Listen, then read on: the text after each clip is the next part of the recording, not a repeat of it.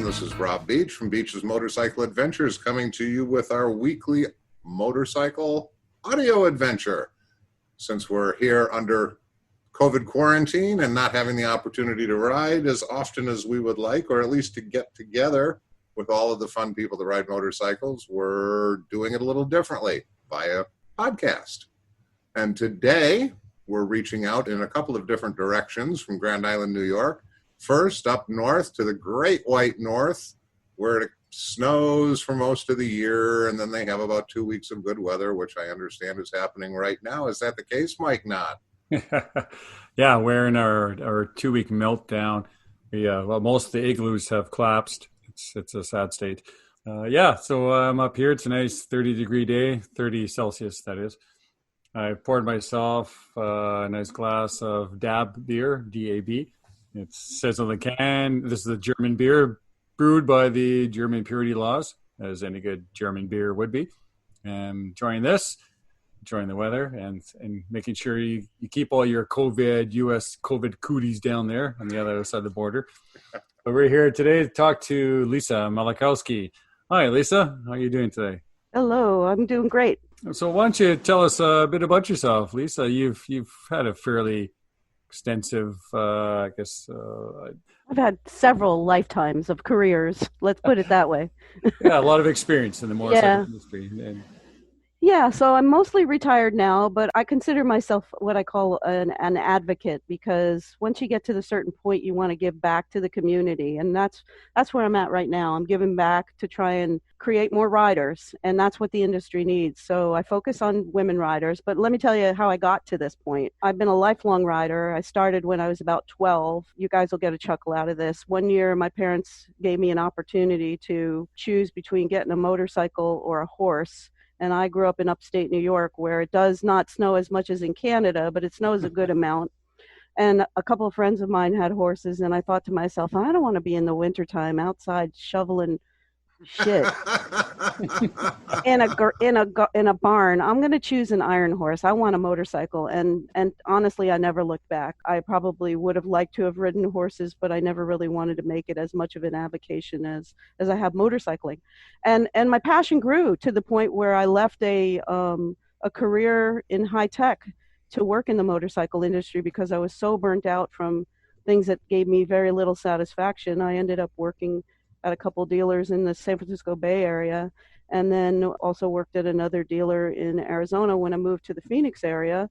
And then in between all that, I additionally worked for Schuberth North America as their event driver for their van. They had a van that they drove around to all kinds of motorcycle events, predominantly BMW events, and had people try on their wonderfully expensive but wonderful helmets. That was a ton of fun.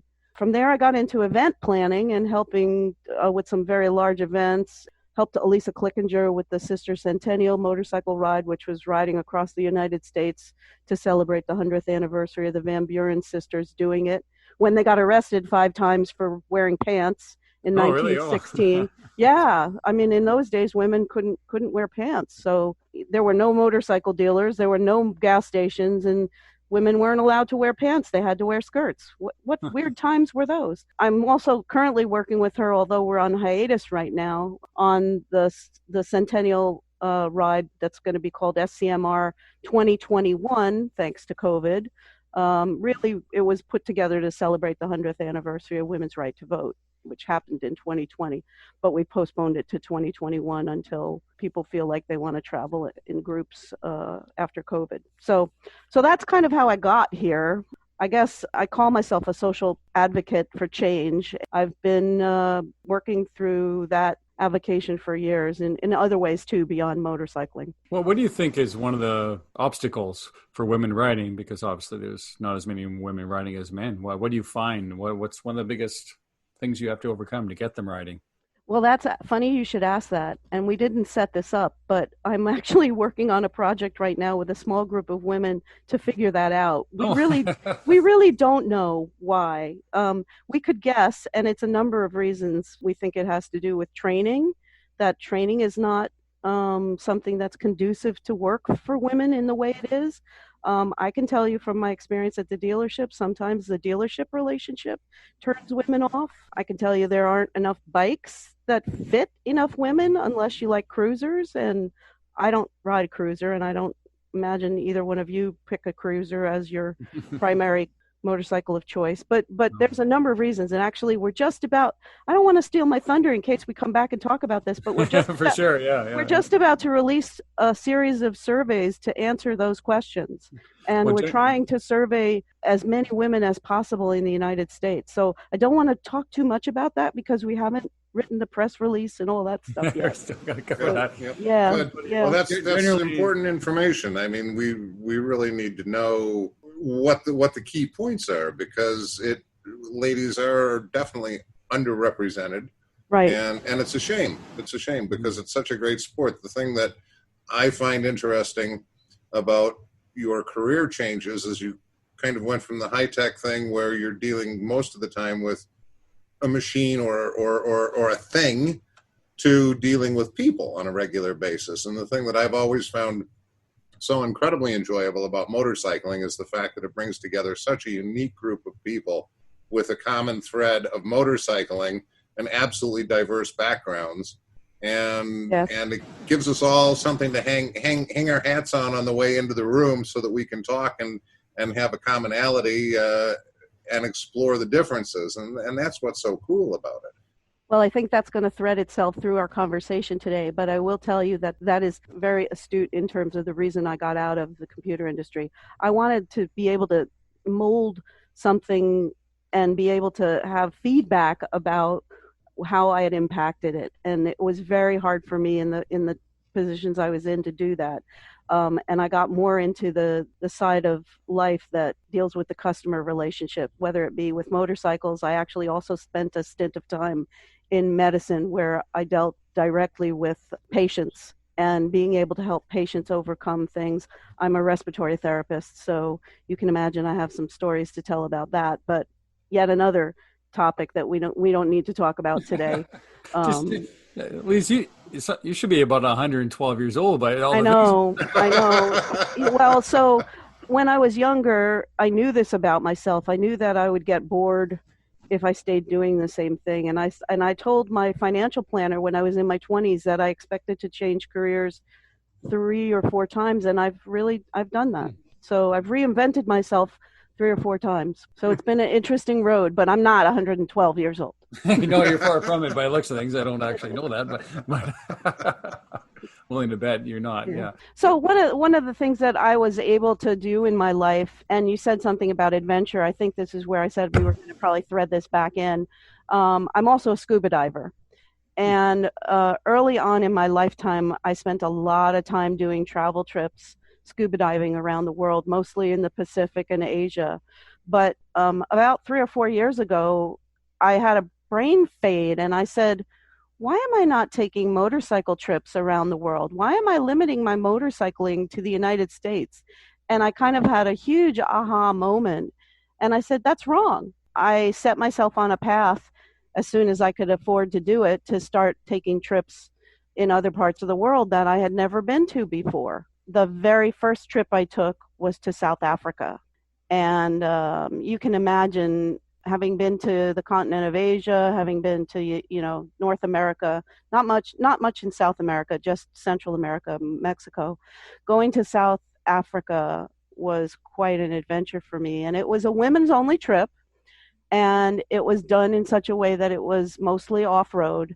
And there's a lot of stories to tell about that trip. I had a life-changing experience in a number of different ways on that trip. So I have not ridden in South Africa before, but it looks amazing in many different ways. The wildlife, the roads are different. Of course, the culture's so different than North America. Yeah, I'd love to go there someday. Rob's been there numerous times. Indeed, I have. Yeah, it's fascinating. But you mentioned life-changing experience. That's something that is not entirely uncommon for people traveling the first time to some very different destination, and to have the opportunity to look at the world where it's very different than you're used to at home and appreciate that it still works. It works differently. Maybe everything that we do at home isn't the best, or maybe it is, but let's evaluate it all. And that's one of the great things about traveling to new lands. But what were the kind of things that struck you with your first overseas motorcycle tour? Honestly, it was a plus and a minus in a lot of ways. But one of the things that I said was good was that motorcycling in another country, even like South Africa, isn't that much different than motorcycling in the United States. Now, granted, this trip was about 60% off-road and 40% on-road, I think. When all was said and done, we covered, I think, 1,600 kilometers.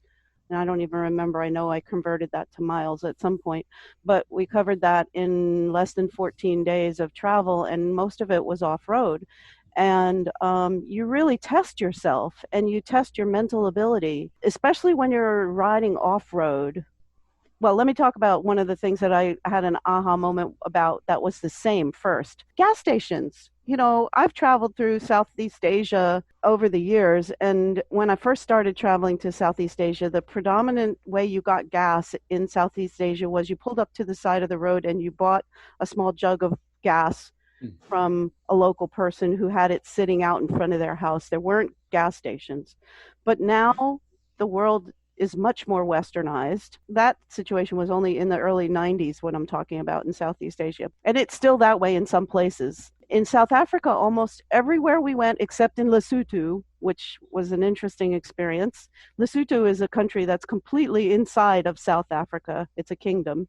And I'll get back to that in a second. But gas stations were exactly the same. You pull up to the pump, you put your credit card in, you pump your gas. And I was like, wow, I didn't expect that, but I should have, right? I mean, something so simple. Everywhere, everyone was friendly. No matter what race they were friendly. Everyone greeted us. The kids loved us on motorcycles, especially when we took our helmets off and they saw that we were all women. Yes. They were like, ooh, that's interesting. Yeah.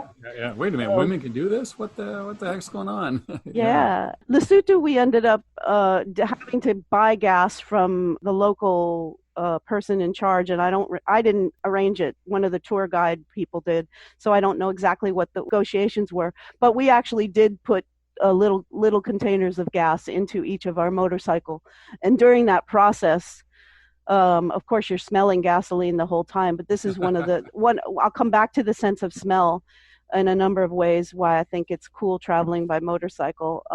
Smelling the gas at the same time as you're smelling other things that are in the air. In Lesotho, it was really a combination. I would have to say it was a cacophony of smells while we were getting gas in our motorcycles, and maybe some of the other ladies on that trip would feel the same way, but it was just an intense impaction of smells on your sense of smell. Mm-hmm. So, but it was all in a good way, and memorable to this day. That's the fascinating thing about adventures like that, is that you've got these little bits here and there and there and there that stick in the forefront of your mind at times. And it's when you start to think about the trip, bang, they come back, and it's as vivid as the big screen. It's right there, right in front of you. Yeah. And that's quite a bit different for your first overseas motorcycle tour. You went on a women's only tour in South Africa, where there's, and at least on that tour, a lot of off-road riding. Right. I chose all of that because my background is having done adventure in scuba diving. In 1997, I was one of the very first people to dive in Indonesia before it got popular. And I used to do exploratory trips with a friend of mine who was an underwater photographer. So I wanted something that was raw. I wanted something that might go right, might go wrong. And it wasn't, today's agenda is X, Y, Z. And if you don't see X, Y, and Z, you're going to be disappointed. I didn't have that set of expectations. I wanted to have a real experience and really see the country and be able to tell whether I wanted to go back again, because I do want to go back again. And just like I've been to Indonesia, I think since 1997, I've been to Indonesia, I think 12 times now for scuba diving. I expect to be able to go back to South Africa for safaris of one kind or another. at least for the rest of my life, as long as I'm traveling. And the other sense of smell thing that I'll just let you guys laugh about that had to do with South Africa wasn't related to the motorcycling part, but it was related to the day we took a safari through one of the national parks. We were in the Jeep, open air Jeep, and we were looking for elephants, and this elephant came out of nowhere through the brush, a big male elephant. And the whole time he came right up to the vehicle we were in and passed it. The whole time he was coming at us and past us, he was urinating. And the smell of that, he was marking us. Yeah, he was basically saying, leave me alone, or, you're part of my territory. I don't know which, but this it was is just mine, that's yours. Just it was stay on that side of this line. Right. And the Jeep driver told us that was an aggressive motion, but we were all in awe that he came that close. I mean, it was almost, if I reached out my hand, I could touch him. And this was a wild elephant, so he'd be wet, but you could touch him. Yeah. Only if I reached underneath, really. So you've traveled a fair amount then, and not all of it by motorcycle. Obviously, you're talking about your scuba trips, and then this motorcycle trip. Like, how do you kind of compare those two trips, motorcycle to other countries you've been in a car or a bus? Well, the best example I have of that's a direct comparison is really with Italy. I've taken an organized motorcycle tour in Italy, and then I went back by myself with my life partner and did our own thing in some of the same areas. And I have to tell you, having gone to Italy first by motorcycle was the best way to see it. And I think this is true of any country that I want to drive through. With the open air and the unlimited way you view things when you're riding on a motorcycle, even if you have a helmet on, it just gives you so much more to see than you see in a car. And maybe it would be different if you drove a convertible. I don't know, because I know some of your beaches tours you have the availability of convertibles. But in a car with an actual roof, with the sky closed in, you don't have the same experience. You don't have the same sounds. You don't have the same smells. You don't have the same, I'm in the moment, really alive and really engaged with everything around me actively when I'm there on a motorcycle. The biggest example, I think, with Tuscany, and this will stick with me probably forever as well. I've ridden by car in Napa Valley where there's vineyards, and I've ridden in car now in Italy where there's vineyards. But if you have the windows rolled up, you can't smell the grapes. Yeah, because especially modern cars, they all have HEPA filters and everything. Right. And when you smell the grapes in Tuscany, when you're out on a motorcycle and you stop on the side of the road, you smell it even before you stop on the side of the road. Even if you have your visors down and everything closed, you still smell it. You're out in nature, whether you want to be or not. And I, of course, want to be. But the smell of the grapes on the vine, the smell of people cooking, the smell of burning wood, you don't get that when you're inside a car. And it allows you to appreciate the culture and allows you to appreciate the nature of everything around you.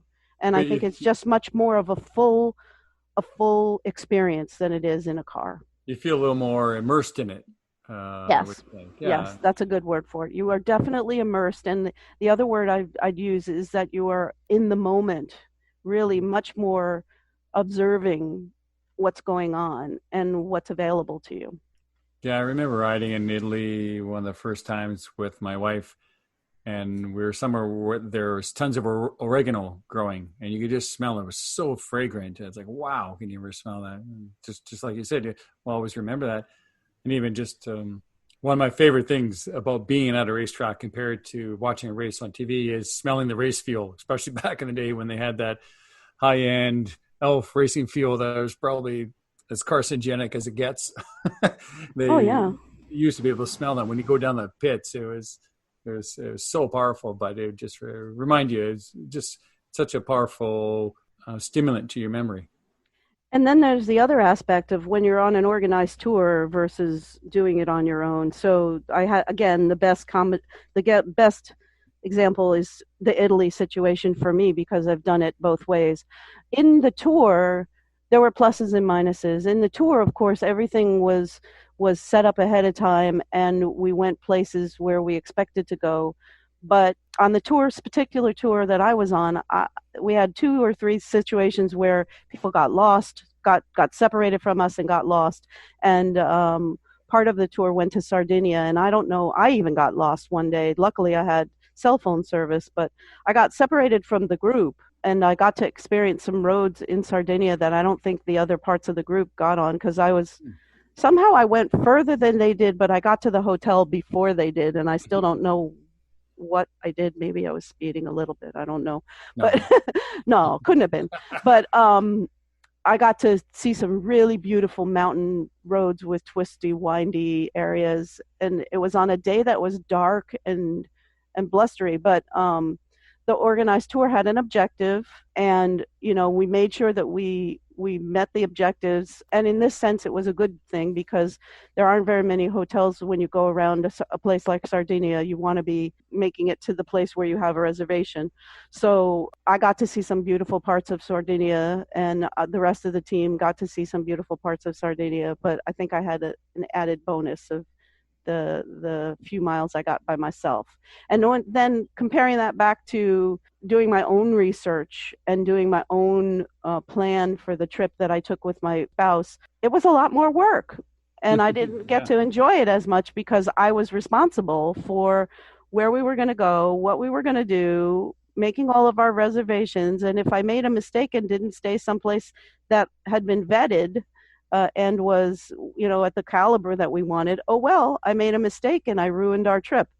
In the case of Italy, I didn't really do that, but I probably could have chosen a couple things differently. But we also had a couple of days that we were allowed to do things on our own on the organized trip, and I took advantage of those and went to some places that other people weren't interested in. So, as long as organized, I would prefer to go with a group, because let me tell you, one of the other reasons that I think going with a group is fun is that what we've all been talking about today is that you get to share your experiences with the other motorcyclists at the end of the day, and you can say, what about this thing? Did you see that? Or did you experience that? When you were riding by the side of the road, did you see that herd of goats that were crossing in front of us and almost hit Alfredo when he was doing blah, blah, blah? You get to share that and immediately get feedback from the other people on the trip with you. And that part of it is really cool. Yeah, one of the things that we do a little differently than the tour that you were on is that every day on our tours, you've got the possibility to ride on your own or do whatever you want to do. And there are a variety of routes offered each day. So it's a little of both. People that want to simply tuck in behind the guide can follow every day, but people that want to head off in different directions can do that, because as you pointed out, you've got different interests than the rest of the group. It may be that today's the day. It's, boy, the light's just right, the sky's just right. All I want to do is take photos. And I just want to dawdle along and take photos. So, Rob, which one of these routes do I want to take today to make my camera sing? That's good that you pointed that out, because in both of the organized trips that I've been talking about, I mentioned to the tour leaders that I wanted to take photos, and they said, stop whenever you want. But in the situation, had I been offered what you were talking about, I would have felt less guilty about stopping, because in each of the cases that I stopped, they wanted the chase rider to be with me so that I didn't get lost.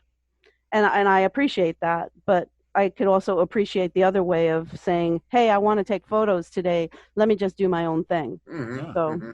Yep. And especially when you're given tools too, you have your GPS, it's loaded, and you can follow along. And if you really get screwed up, you can make a phone call and someone will come find you, guide you home or whatever. But But it's interesting what you're saying about comparing paid tour, guided tour, compared to doing your own thing. It reminds me of kind of like being at a concert or at an event of some sort where you're taking photos or video. I find you can do one or the other. You can either enjoy the concert or you can take photos. You can't do both. And so it's when that small distraction, it kind of prevents you sometimes from really enjoying it, especially if you're not used to going to that country or that spot all the time. It's not second nature to you. Yeah, and I'll tell you, I experience that a lot with scuba diving, because I take underwater photos, and that's a skill that is very, very intense. So Yes. when you're underwater and you're photographing, animals or scenery underwater, you're really focusing on your photography. And sometimes you don't remember anything about the dive except what pictures you tried to take, and you don't remember the scenery. You don't remember how you got there. You don't remember, how much Hmm. air you used, all these things that you really need to remember. So there are times when I'm scuba diving, I make a decision. I say, okay, today I'm just going to dive and not take pictures because it's such a different experience. And I see that also on the motorcycle. When I know that we're going someplace that's scenic and that I want to take photos, I think about the day differently. Photography is just an interesting sidelight to all of these types of travel that we do. For sure. Well, often it's kind of, other than your memories, that's the only thing you've taken home from that trip. Yeah. And I really like photography. I'm into it a bit. What I've found I'm getting away from a bit is the video, the helmet cam stuff like that, because it somewhat turns out to be much of the same. Most of your friends Yeah. aren't Oh, that look, interested in watching. It's kind of the going same thing around over. another turn. Oh, look, it's another turn. Oh, Yeah, yeah, yeah. another turn. It becomes kind of the same thing, and the distraction of setting the cameras up and make sure they're on when you want them to be on, or do I need to change a battery, all that stuff. And then of course the time commitment afterwards for editing this stuff. It'll take 5 hours of video when nobody even wants to watch an hour of video, so Yeah. let's render this down to like 10 minutes. Yeah, exactly. Yeah, it's like Exactly. sometimes you think, well, I'm not sure if I still want to do this or not. Just the hell with it. Exactly. So if you had a short list of pros and cons of traveling by car versus traveling by motorcycle, what would they be? That's a great question. Traveling by car is good when you want to get from point A to point B and you don't want to really immerse yourself in the details necessarily of how the country looks, how the people are, how the landscape is. And the opposite would be true by motorcycle because you're constantly looking at those things. A pro would be being able to really, really experience almost all of your senses engaging in the trip when you travel by motorcycle. The only con is that you really have to be there, right? With a motorcycle, you can't zone out.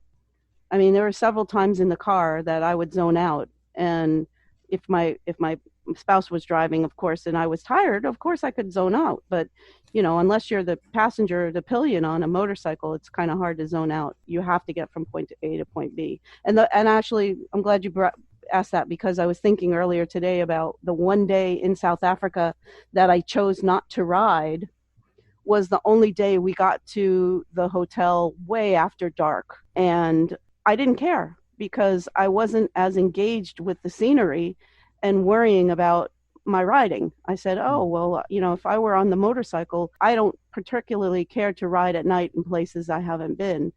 Maybe it's because as I get older, my vision is a little bit less acute, but I think it's just that I like to see everything. I really like to see everything, and I want to know that I experienced it all in daylight because that's when you can see everything. Yeah. So, I'd like to add to that, just having been on tour as the van driver and as a paying customer. One of the great things, especially in Europe, is when you're riding a motorcycle, when you see that neat, whatever it is, view or building, whatever it is you like, you can pretty much stop anywhere on a motorcycle and park. Europe is so okay with you kind of parking wherever, except Switzerland. But and even that, they're not too bad. But when I've been in the van, it's a large enough vehicle. There's been a few times where I'd love to stop to take a picture, just check out whatever that little thing is. You're like, where's a good spot, and how much time do I want to screw around trying to find a spot to stuff this vehicle in?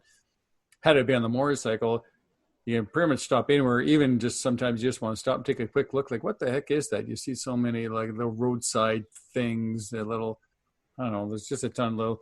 They have, I don't know what you call them, little statues and stuff on the side of the road, and it's really neat. And you can always check that out. In a car, it can be a lot tougher. yeah, and one other thing that's kind of along the same lines in Europe, I think it's true that you can split lanes and go around traffic anywhere you want almost throughout Yeah. Europe if you need to, so you don't get stuck in traffic if there's a problem. And if you're in a car, oh well. maybe you can get around it, maybe you can't. And so, that's a plus and minus, depending on the situation. So the bottom line is we should do it on a motorcycle unless there are reasons that we can't do it on a motorcycle, and then a car is okay. Mm-hmm.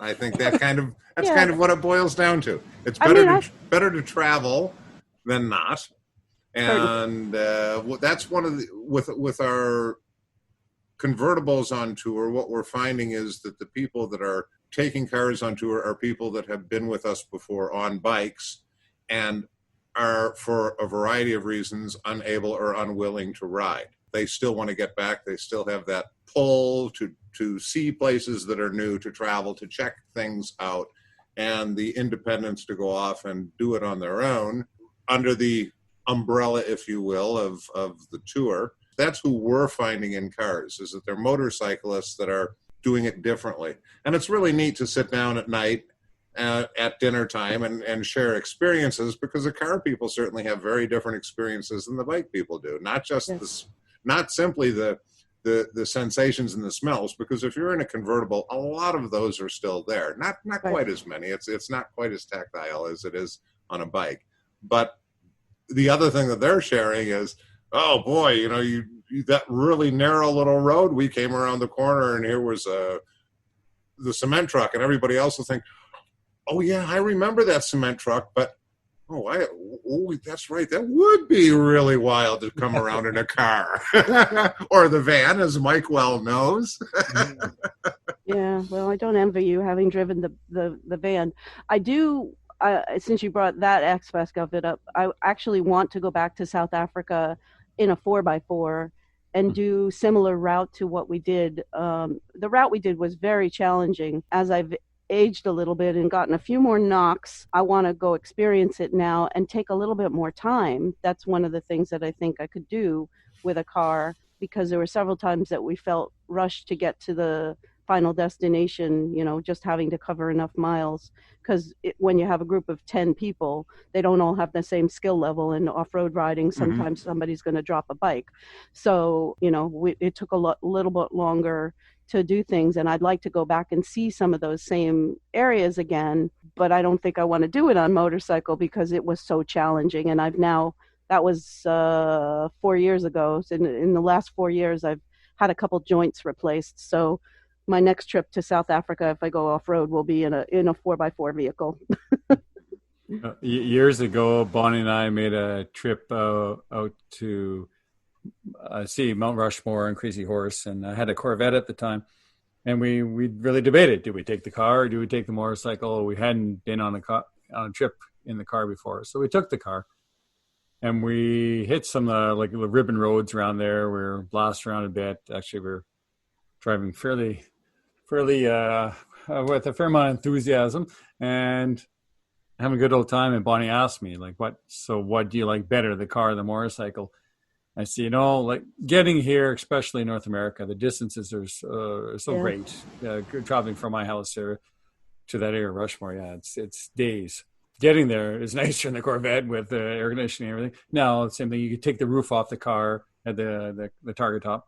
But when you got on the twisty roads, nothing beats the bike to me, because in a car, when you're driving quickly, even you don't have to be driving breakneck speed, but even quickly, things are kind of moving around the cabin, the passenger's kind of hanging on. But on a motorcycle, if done well, smoothly, the passenger should barely have to hang on. And it's almost like a ballet. It's a dance. And you're going down these roads, and it's great. So I said, no, I still prefer the bike. The car was great. It's beautiful. Love to have a Corvette again someday. They're amazing cars. But yeah, that area you're talking about, I've actually ridden my motorcycle through there, and I couldn't imagine doing it any other way. Yeah. Honestly. And I had so many experiences with weather in those areas that I still actually felt that I still wanted to be on the motorcycle, even though I was in a hailstorm, I was in a herd of buffalo. I can't remember exactly all the other things, but that was one of the other trips where my sensations were really abused on my motorcycle, but I didn't feel like it. I mean, abused in a good way. So, I got to use them all. So that actually kind of makes me think too about the different advantages or disadvantages on the motorcycle. And again, especially in Europe, when the sign says road closed, it often isn't really closed, but it might often be for a car. But on a motorcycle, you can almost always get through if they're cool with it, which they usually are. You can pretty much get a motorcycle through just about anything, but often the car, like, no, it's not happening. So, Lisa, with all of the travel you've done and all the different ways, we keep coming back to this. Motorcycles are the way to do it if one is going to travel. At least in the United States, we have so few women as a percentage of the riders getting on motorcycles. I know that in Europe, women are the fastest growing segment of the sport. In Europe, I think that the new registration... True here, too. Is it? Okay. Yes, and yes. In Europe, I think it's about 16% more each year. And it's nice to hear that that's happening here. Yeah, although that's always the kind of catchphrase. It's like, naked darts is the fastest growing sport. Well, that's because last year 3 people were doing it, and this year there's 5. So sometimes that's there is data. I have an opportunity to usually talk to the Motorcycle Industry Council folks. There is data. Women are the only sub-demographic of the population that is growing right now.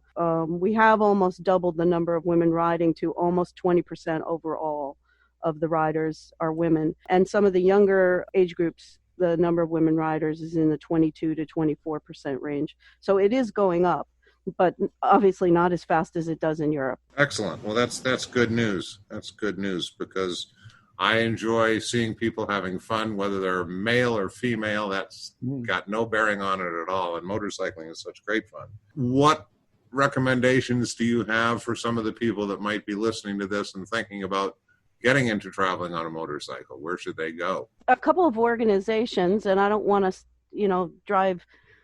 I mean, I would certainly bring them to your group, and Gretchen and I have been talking about doing some specific populations of targeting in your tours, and I think having affinity groups in tours is the greatest way to start. If you want to run women's only tours, there's women's only tour companies. That matters to some people, but it doesn't always matter. And I think it depends on the venue and the objective of the particular ride that you're doing, whether it's going to matter for women to do it only with other women. Well, why did you pick a women's only tour? Was it just a place? Well, it was the cool factor. Actually, the woman who was running the tour was Jo Rust, who is one of the foremost female adventure riders in the world, and I wanted the opportunity to ride with her and learn from her. Okay, so it wasn't because it was a women's only tour, just you wanted to ride with Jo Rust. I wanted to ride with Jo Rust, and that's what she offered. She was trying to promote women's only tours. Okay, yeah. I tell you, in the one big tour that I've done in the United States, the Sisters Tour, celebrating the Van Burens, having that many women in one place changes the energy. It's really an empowerment for a lot of women the first time that they do a long ride. And they like to be with other women sometimes. But, everybody's different. So being able to offer that is something that I think worthwhile. Yeah, I could see that. Just like a lot of guys like doing, let's get the guys together. And because we often have similar tastes, same terrible jokes or whatever. It's going to be this, I imagine, same way with women. I have no idea. It can be. Yeah, it can be. I have no actual knowledge of this, but it seems to make sense. Well, we'll allow you to say you have no actual knowledge of it. Even though on your screen it says Bonnie. I'm going to come back to that. Yeah, well. Hey, when Bonnie's not home, I'm in charge. Okay. Yeah, exactly. Yeah, the same thing here. All right, Lisa, this has been great. I really like talking to you. I think we could probably talk for hours yet. I'd love to hear more about the scuba diving, but maybe you'll invite me back to talk about some of the other things I've got going on. Actually, yeah, especially your study, is that what we'd call it? Yep. And to kind of what's going on in the background there. I'm sure, there's probably some really interesting things in there. And it's neat. You're trying to find the problem so you can find the solution. That's a great way to go about it. You're so analytical. Hey, I have to tell you, I'll just pat myself on the back. I went to Vassar College. They taught me how to think critically, and it hasn't rubbed off yet. Very good. I wish that our entire population was that way. There's nothing wrong with good critical thinking. I know, for sure. Watch that confirmation bias. Lightning round. Do you have some lightning questions, Mike? I do. All right. Okay, so we're going with the lightning round. We have a series of questions. First thing that enters your mind, I think. Okay. Yep. So, mountains or ocean? Ocean. Favorite motorcycle movie or book? The Perfect Vehicle. Dirt or street riding? I have to say street now. It used to be dirt, but now it's street. Thai food or Indian? Oh, Thai food, no problem. Burger or pizza? Burger. Is pineapple okay on a pizza? No. A rye or shoey? Schubert. Cool. My head doesn't fit in either one anymore. And I got to be a Schubert bigot, I have to admit it. Do you follow an adventure tour? Do you have a favorite adventure tour or rider? I follow Lisa and Simon Thomas, who are old friends of mine. I try to watch their Two Ride the World stuff, but I tend to follow most closely the Women Adventure Riders Facebook page. So whoever's on there. Right on. And what's your favorite motorcycle podcast? This one. How could I say anything else? Well, if you did, we just edited it out. But perfect. Well, thanks so much for coming on, and I'm sure we will talk again. This has been great. Yeah, I hope I gave you something that's going to be interesting to your listeners, and I hope we get to do it again. I look forward to it.